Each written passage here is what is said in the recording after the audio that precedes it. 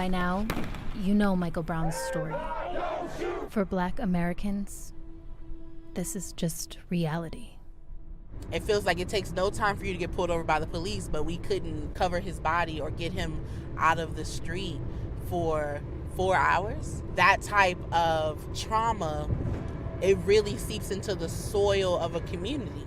The thing about Ferguson you have to remember is people weren't just protesting the death of an unarmed Black teen. People were protesting revenue-generating policing and the resurgence of the modern-day debtor's prison to make people poor and keep people poor. Who are we? Mike Brown! Who are we? Mike Brown! Days of protests turned into weeks, weeks into months. Prominent voices became leaders, and leaders took charge of a movement. This country has always devalued Black bodies, has never seen Black people as worthy of protection or their rights. If you look around today, those same protesters are still on the ground, reimagining what justice should look like. Cash bail is the driver of this institution, and it's punishing people strictly for their poverty. Mike Brown and the work that we're doing right now is a continuation of the fight that he had in the middle of that street, when he was literally fighting for his life. In this new vision of St. Louis, Missouri, elected officials answer to them. We're not gonna stop. Every single tool that has literally oppressed communities just like this, we on attack.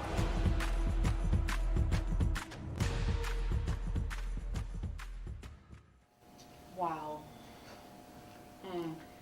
You know, every time I see that, I'm gonna be honest, I don't like to revisit pain. I really don't. And that is just so painful to see those videos and you know, it just puts you in a place that, you know, have we really gotten further with this? So I just want to say welcome to Maintain Monday. On the heels of Independence Day, Yeah. we thought it was most appropriate to have a conversation about justice in America. We are in a struggle for justice in America. We are talking about the Mike Browns, as the video indicated. It's not just about Mike Brown, right? We've heard George Floyd, Breonna Taylor, and the list goes on. I mean, there's hundreds upon hundreds, And in upon our town, thousands. And in our town, Freddie Gray. Freddie right? Gray. So this is for every Mike Brown. Yeah. This is for every Breonna Taylor. On this July 5th, we dedicate this show to you. Yes. So we wanted to start with the scripture reading. Justice executed is a joy to the righteous, but a terror to those who practice iniquity. That's Proverbs 21:15. I'm going to read that again. Justice executed is a joy to the righteous, but a terror to those who practice iniquity. And Isaiah 1:17 says this, learn to do what is good, seek justice, correct the oppressor, defend the rights of the fatherless, plead the widow's cause. Let me read that again. Learn to do what is good, seek justice, correct the oppressor, defend the rights of the fatherless, plead the widow's cause. So what comes up for me, a few weeks ago we did a show on Juneteenth.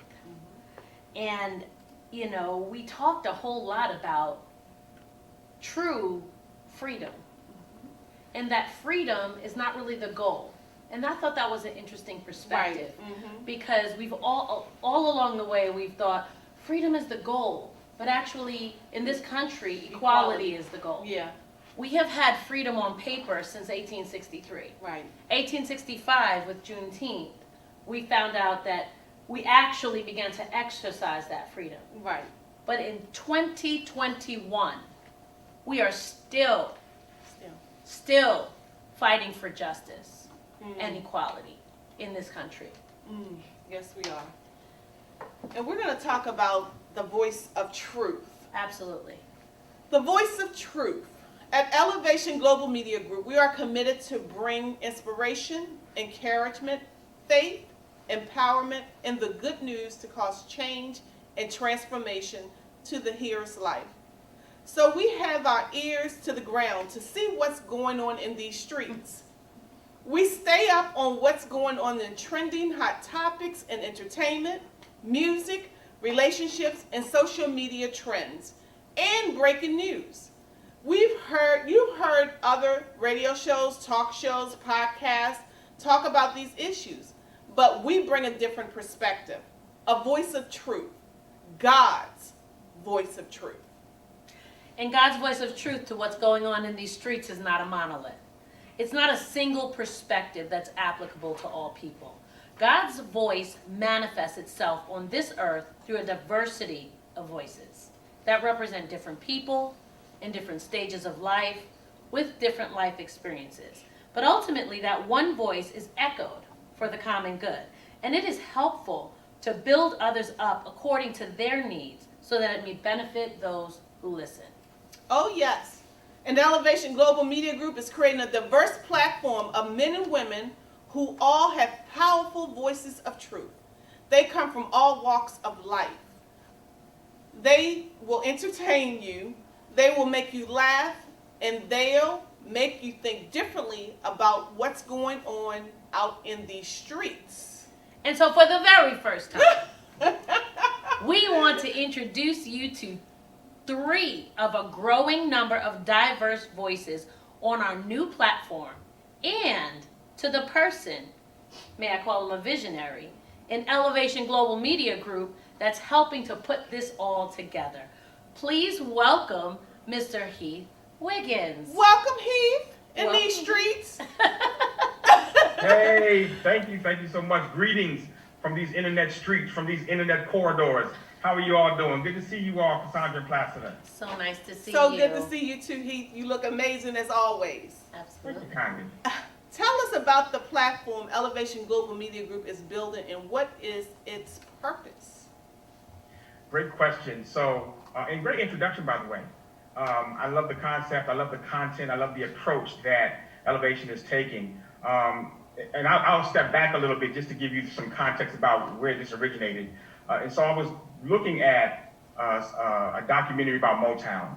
And when I was looking at the Motown documentary, what I noticed that was unique about Motown, even back in 1959 when they were created, they used everybody that was a great asset, that was a great singer, was a great songwriter. They all hung together and they all wrote their songs together. And they built internally an ecosystem that allowed them to generate hit after hit after hit for 60 years, for 6 decades.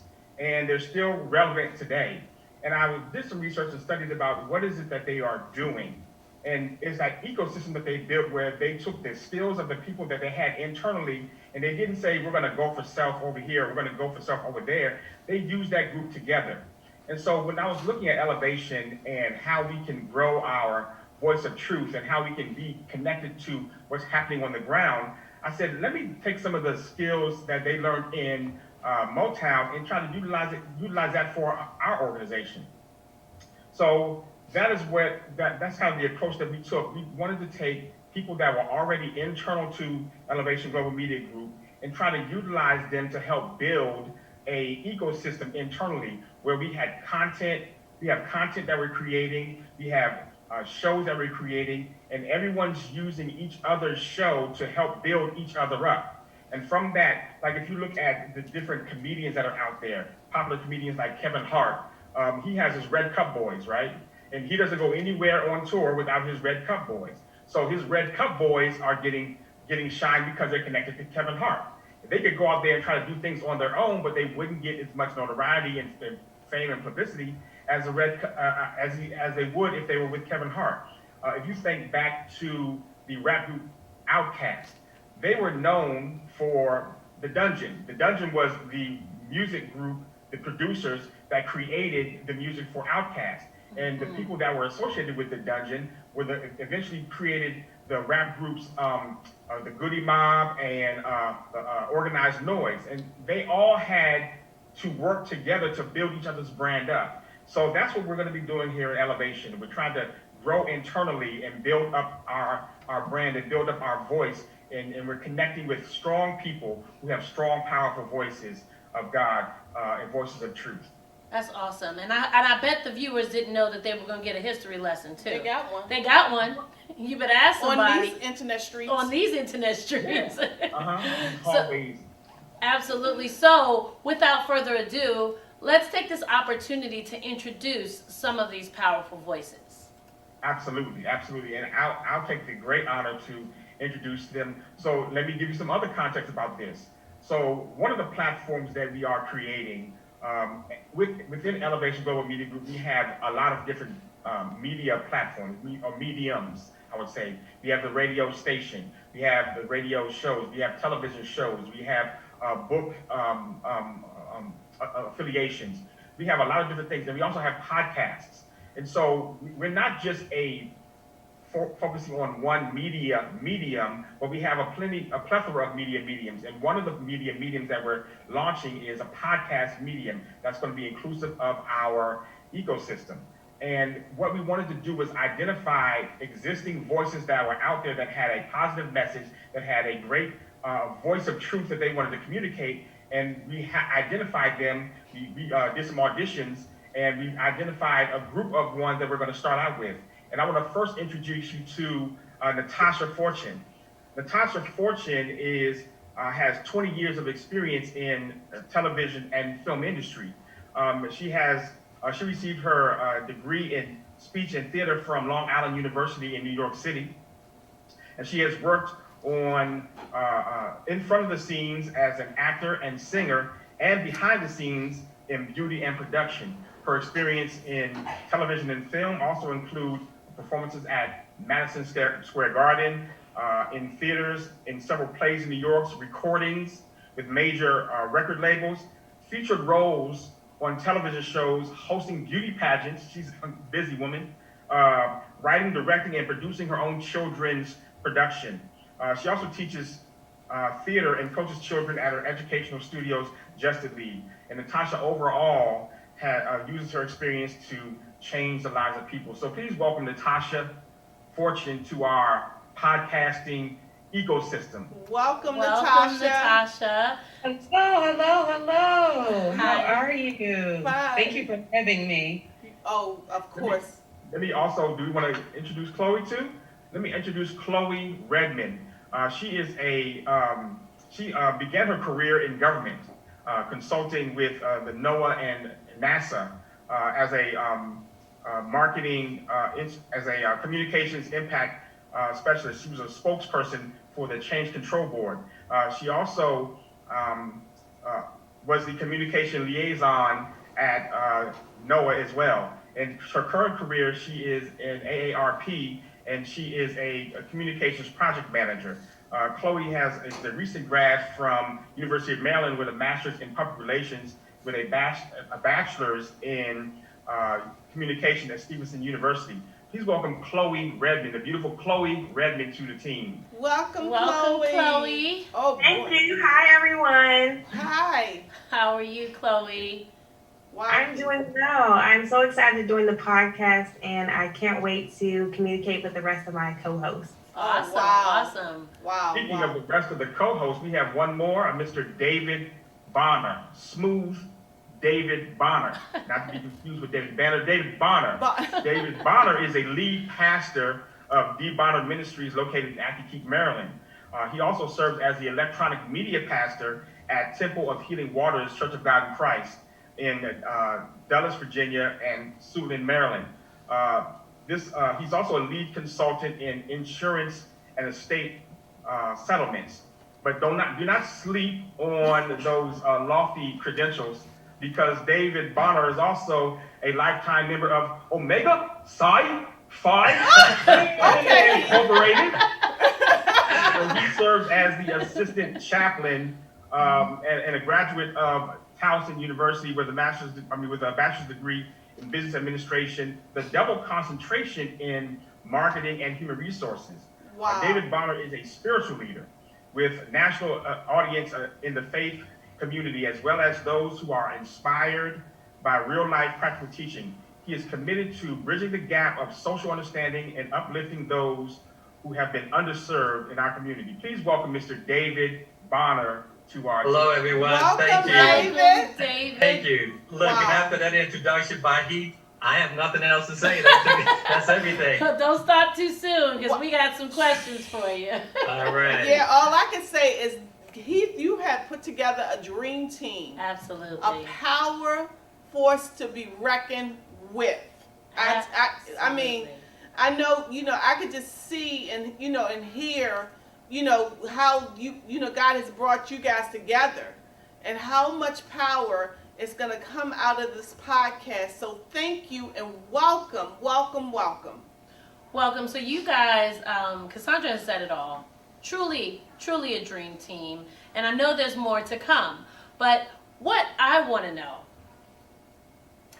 is, with this message of Elevation Global Media Group being the voice of truth, I want to hear, and we can start with you, David, how that resonates with you.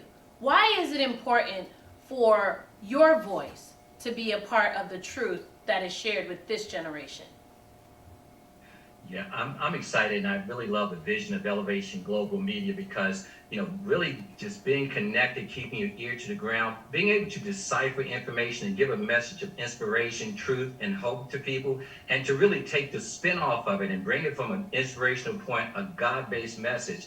That's something that resonates with me because I believe in touching the world one person at a time, but being able to do that by exposing them to the truth, by being able to have the difficult conversations, the easy conversations, but through all of that, bringing across a message to say, hey, we're just trying to touch, to inspire, to have a conversation that will resonate. And even if we agree or disagree in those conversations, it's going to be based on truth. And that's right in line with Elevation Global Media. Wow. Wow. Oh. Absolutely. So Chloe, we'd like to hear from you. You, obviously, we're all young and sexy and fine and all of that, but you might be one of the younger ones in this group. How important is it for truth to be shared in a relatable way to your generation? I think it's very important. I would say in my journey as a young Christian, I've learned that I value uplifting and advising and encouraging young adults. And I know that sometimes as millennials, our perspectives are either innovative or misunderstood. So I hope that I will be able to continue to use my most authentic voice and impact young adults by speaking truth, by using my own perspective, my own background in communications, and also my own experiences that I've journeyed through. I'm a very transparent person, so I hope that people will hear my truth and be able to relate to some of the things that I've been through and find their truths based off of the information that my co-host and I are able to share today. Absolutely. Wow. I'm just saying, wow, the art, being authentic, saying your truth, and like you said, praying that your truth will be able to transform someone else's life. Absolutely. Wow. And I think David said it, right? Touching one life at a time. Touching one life at a time. So last but certainly not least, Miss Natasha Fortune. Your background is largely in an industry that gets a whole lot of shine, gets a whole lot of attention, but may not be known as truth telling, right? There's a lot of hype, there's a whole lot of stuff in the entertainment world, we'll say. How can you bring a unique perspective to this upcoming podcast?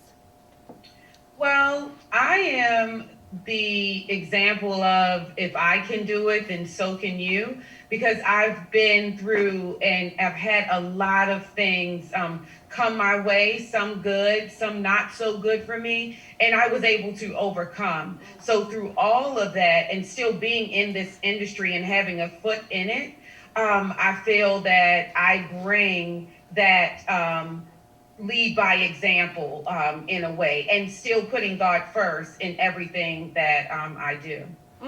Natasha, I love that. If I can do it, you can. And Yeah. I love that, you know, how much simplicity you bring. Like, God ain't that complicated. You guys make him complicated. Come on now. Right. Right. Yeah. Heath, did you have something to add? Well, I think what's not being, I guess, identified yet, and it will be identified later on, is the quality and character of these hosts, and the comedy, the sheer utter comedy that they have when they're put together in a room and we're talking about regular stuff that people talk about on regular shows, what's happening in the news, what's happening in what's going on social media. I think the benefit and the purpose of us having our ear to the ground is we're talking about what other people are talking about, but we have a specific perspective, a voice of truth that we're bringing. But it's not a dull truth, right? It's not a Bible study. It's not a let's break open the word, although we can do it. You've got capability to do it. Come on. But it's not a break open the word in a Bible study, but it's a natural, just a very general flow about the communication. And I think one of the beautiful things about having a diversity of voices is that just as we saw in the one example of Jesus Christ walking on the earth, there were 4 different versions of what happened, right? The 4 Gospels. They echoed the same tales, but they told it from different perspectives. And that whole canon, that whole panoply of messages is what we call the gospel. So we have 3 right now different messages of how they walk through this earth, living their Christian lives, which is the voice of truth, that God's voice of truth, which is being shared to the world. So I think it's very important for people to hear these voices of truth as they navigate their own Christian journey and share their stories as it relates to everyday natural occasions that go on throughout the world. Go ahead, Heath. That was good. Yeah, Heath. And I think what's even so more powerful to me, Heath, you know, in Habakkuk said, write the vision and make it plain, and at its appointed time, it will not tarry. How you have heard the vision, you read the vision, you said in meetings that we talked about the vision, and how you have begun to enhance the vision. That's a whole nother anointing. Don't get me started, brother. Okay? How you and how you bring your whole self. Can I say that? He's like, I'm bringing my whole self to God. You know, because he called me to do this. And how you were able to connect because I was reading something, I think it was the law of respect. We were just reading about the law of respect. How everyone doesn't connect to everybody. That's right. But they connect to a leader they can respect. And I'm pretty sure David, Chloe, Natasha, and those others would not have come if they didn't respect you. Number one, they respect your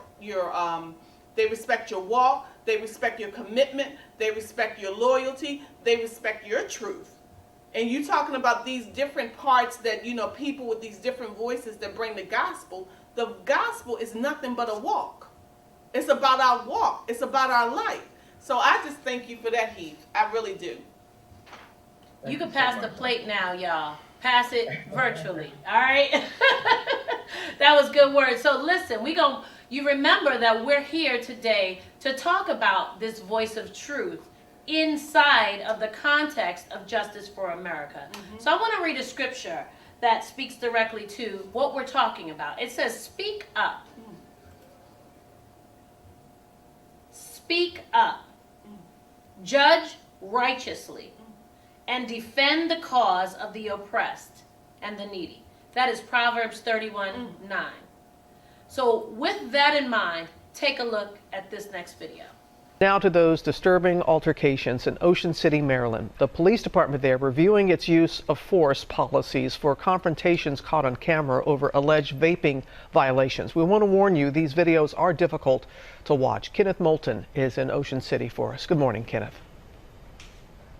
Good morning, Robin. A ticket and a fine up to $100. That's what you could get for smoking or vaping on this Ocean City boardwalk. But that's not what happened to several young men who believe they were targeted because they're black.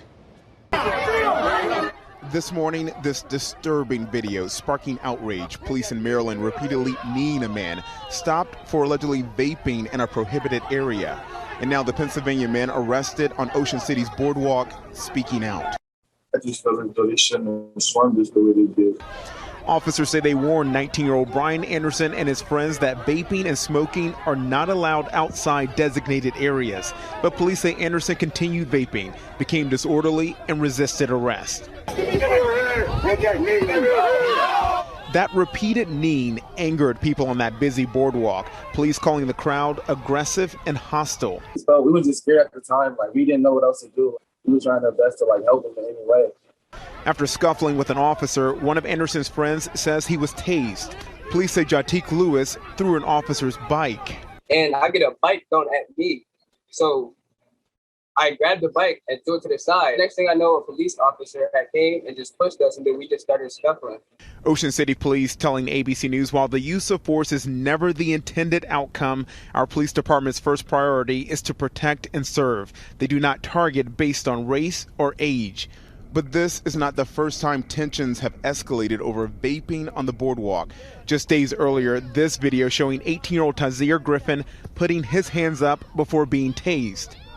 Ocean City Police say when Griffin was told to stop vaping, he threatened to kill officers.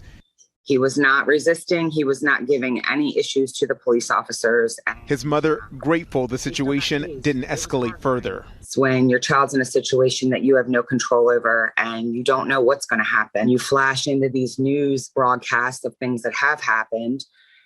And I was just praying to God that it did not get to that point.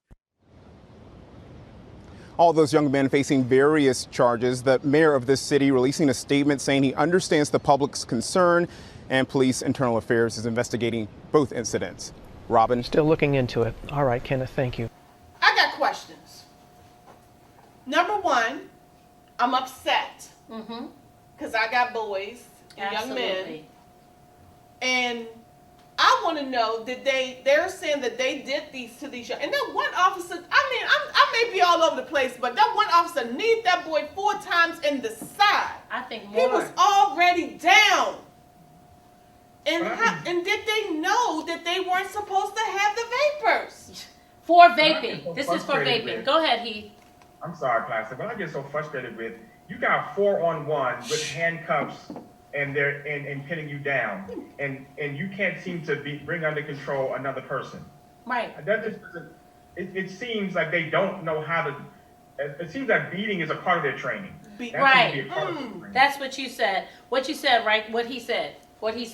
Violence rather than restraint. Right. If this is about restraint, if this is truly about restraint, you mean to tell me 4 people cannot hold one young man in place without kneeing him over and over and over in his ribs? I am disturbed beyond belief with that. And listen, let's just give them the benefit of the doubt that the signs you give work. them the benefit of the doubt. I'm not. Okay. I'm going to give them the benefit of the doubt that that it was obvious they shouldn't be vaping, because I know that when I go out, the police or the children. I'm just saying in general. Oh, I wouldn't give the police the benefit of the doubt. Okay. Yeah. Okay. I'm not giving you. My point is, even if they were breaking the law, right? Even if, how does vaping in an area that is restricted equate to kneeing that level of violence? So I'm going to ask Natasha to speak up, as we heard the scripture before we went to the video. Yes, I'm going to second that and say, how does wearing a hood in a neighborhood, leaving a store, mean that you should be a threat to the neighbors or to the community?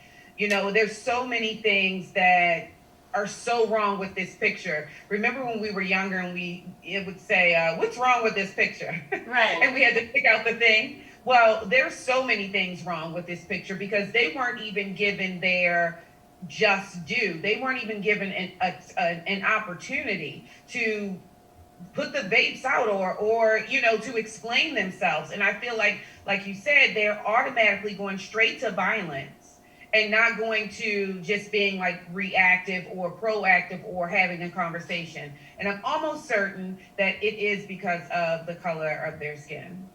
Right. And trying to make an example, set an example. That's it. And the other story, Tazir, I believe his name, Green, I may be pronouncing his name wrong, was just a couple weeks prior, and it was a very same situation.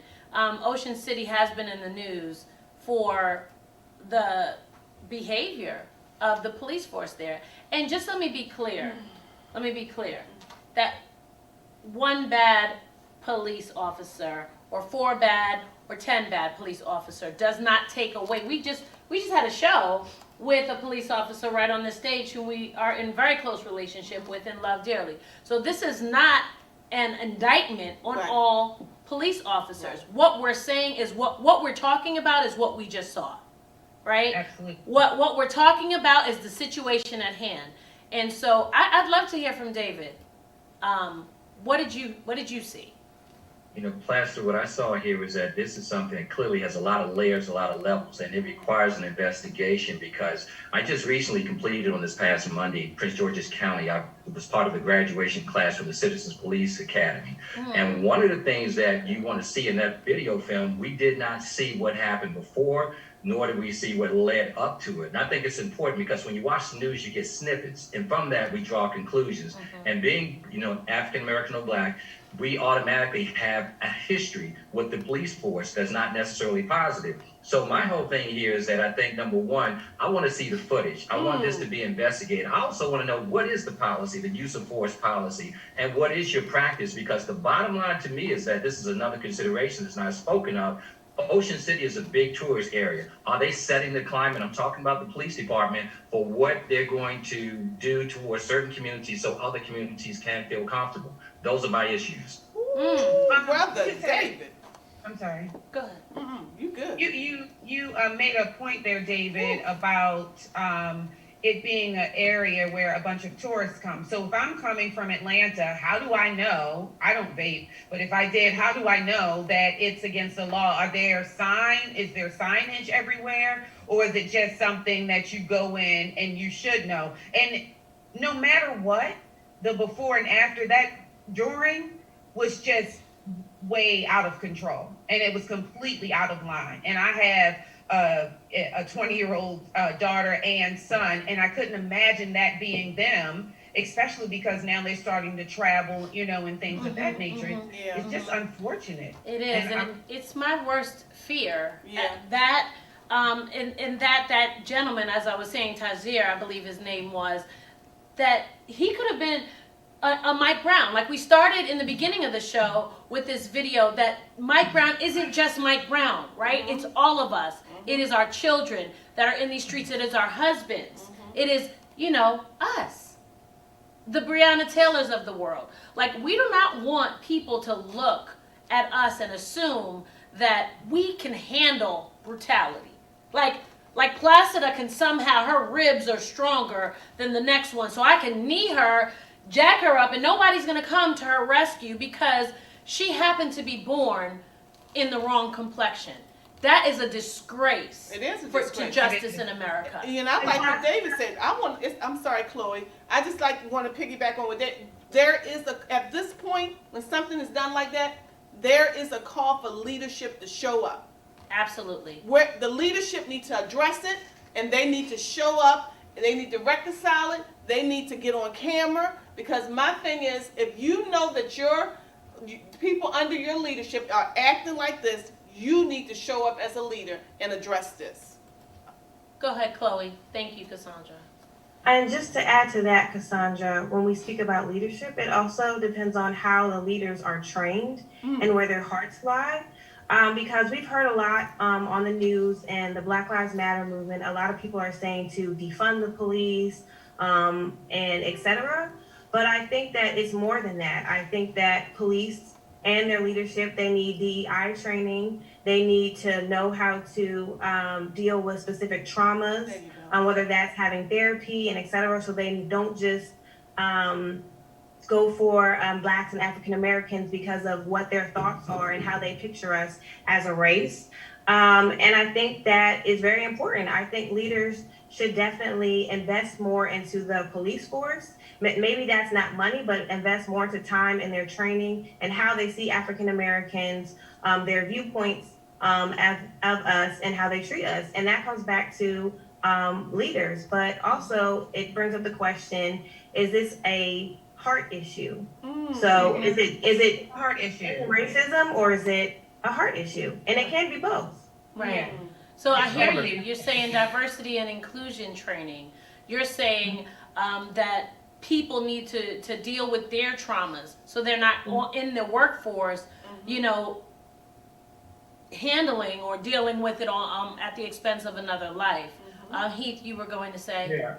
I want to piggyback on something that Sandra was saying, and I definitely agree. I didn't think about that perspective, Chloe, about the heart issues and the trauma that police officers go through every day dealing with all the things they do. But I don't care. I don't care. Because I'm a threat, regardless of what I'm doing to them. And your trauma, it's like, oh, I feel sorry for the abusive husband because, you know, he has to deal with a whole lot of stuff, and he just gets home and he just wants to be left in peace in a clean house, but his wife doesn't do that, so he beats her. You know, as a wife, you'd be like, oh yeah, let's get him some therapy for his work situation. No, I don't care. As a black man, I am afraid to travel throughout the country with my wife because I don't want to go in certain states that I am considered a threat just for being there. So that makes me feel like the things that are being portrayed here are a part of their training. It's a part of their process. And one of the things that I really feel is that, and I know we had a person that was a police officer on the show recently, but I really believe that the police be lying. They initially, at all fronts, say, oh, it was a person that had a cardiac arrest, or this person was being defensive, or this person was resisting arrest. That is their patented statement, no matter what happens. Only after footage shows that, oh, I'm sorry. Ooh, maybe we got the report wrong. I misspoke is the famous word for lying. And that is the standard approach. And so it says to me that not only do they lie and they are abusive and they use abuse as a part of their training, it's indoctrinated in their culture. And so even though you may have one good apple, I think the bunch is bad. That you know, Heath, I can hear it now, but I can tell you that a lot of people will have a problem with that statement. But what we need to do is investigate the bunch. Investigate the bunch. So the good ones will stand apart and be appreciated for the way that they lay their lives down for us to all be safe. I believe there are many, and there's some in my family, there's some that are my friends. There are many, many, many good police officers. Yeah. That is my perspective. But there are also many bad ones. And let's start with the one that was kneeing him. Let's pull him up. Right, but as we are bringing this conversation to a close, but this is just a small example of how we will flesh out these issues, right? They're real to us. Yeah. And I will tell you this, as we're closing, I want to say this one thing. Is there, because the name of this show is Justice in America. And I'm not going to say that there's no justice in America, but I want our viewers to think about this. Is there a state in America where he doesn't have to worry about traveling with his family? Is there one? Is there one? Can we get one state where he does not have to think about? Because until we can get 50, 51, the territories, traveling abroad, can we really say that there is justice in America and beyond for people who look like you and I? And so this is to be continued. This is to be continued. We thank you guys so much for the gifts that you bring to Elevation Global Media Group. We are so looking forward to what you're going to be doing through this upcoming podcast. Cassandra?